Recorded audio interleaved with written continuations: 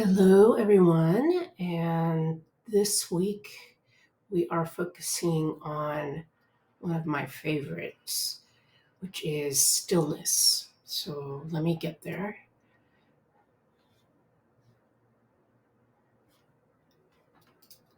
Okay, there we go. So this week I'm encouraging you to honor stillness and to really lean into the power of quiet. What comes up for you when you close your eyes, breathe, and just take a sort of body scan. And what happens when you do that intentionally and regularly? So, one thing that I know from having been in academia for so long is that it was very hard for me to pause. It's like we were going from one thing to the other. And then additionally, there was always, even if I did stop, I had a revolving list of things that were still to be done. And so it makes for it can make for a somewhat chaotic existence. And I think also as academics, we tend to, intellectualize everything and then forget that, we have a body that we really, really need to tend to before anything else, first and foremost. So, what would it feel like to not react, to take care of our body's needs as the one and only priority? So, this week, pretty simple in the sense that not tons to share here, but I thought I would present to you an opportunity to do a 7-day stillness challenge. So, starting with the first day, maybe even today, taming negative thoughts. So, keeping track of the internal words you tell yourself and then to talk back to them. So, I have a tendency, for example, of catastrophizing everything. If something doesn't go my way, then I go to the very, very extreme. And so, how can I tame those negative thoughts? And not only that, but speak back to it. So, if, for example, I say, if I don't finish this, then X, Y, and Z is going to happen. But maybe there's a middle place. Maybe, yes, you should hold yourself accountable, but it's not black and white. There's something in between that might be a better way to talk to yourself, right? The second one is de stress at your desk by stopping.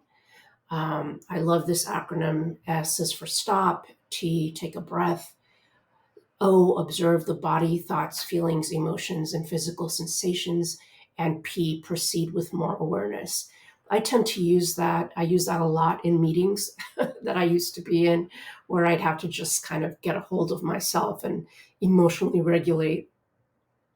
The third one is invite stillness. So that's just simply asking you to sit still, close your eyes, breathe, and enjoy stillness moments. I use the app Calm, and I absolutely love it. I haven't been as consistent as I'd like, but I find that every time I do that, and especially after like a workout or after I've been walking or on my bike, um, doing a meditation after that is just euphoric in a lot of ways.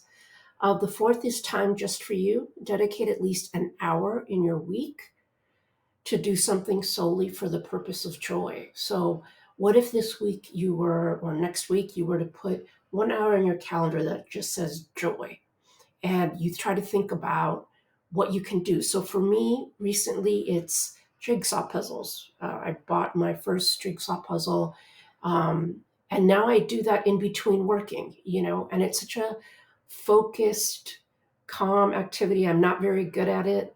Um, but I just enjoy putting things together, not thinking about anything else. That's joyful to me. So, what's joyful for you? The fifth one is beat the blahs. So, when you feel blah, just sit with it and don't fight it. Don't. The first thing I do when I feel like or blah is I think of I need to do something. So, let me get myself busy.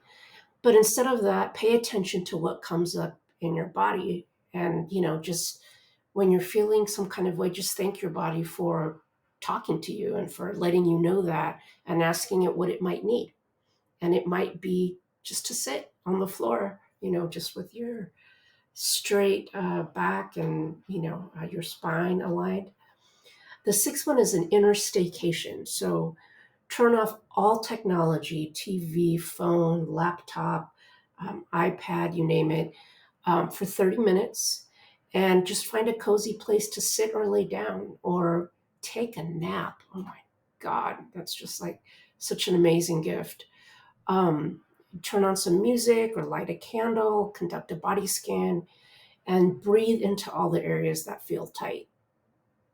And finally, calm during crisis. So, one practice that has helped me probably quite a bit in the last 5, 7 years or so is just this idea that everything is temporary. It's really true. It's one of the only things I can count on. So you don't have to react right away. In fact, one of my mentors told me that one of the best solutions to almost every problem is to give it time. So you can give yourself whatever you need to calm down, whether it's movement or breathing or music or curling up with your dog or your kitty or with a favorite book, whatever that might be. But the point is, you don't have to rush to match someone else's energy. And finally, and I said I wouldn't talk much, and this is turning out to be one of the longest modules, is to just write, free write. I wrote this prompt, but it can be, you can reflect on what stillness brings up for you. You can maybe even sit in stillness for 30 minutes and then write about what that felt like and sounded like and looked like. So use this space to, you know, just explore whatever stillness is for you or what you would like it to be. And I'm really looking forward to hearing how this goes for you this week. And I'm just wishing you so much peace and lots of stillness.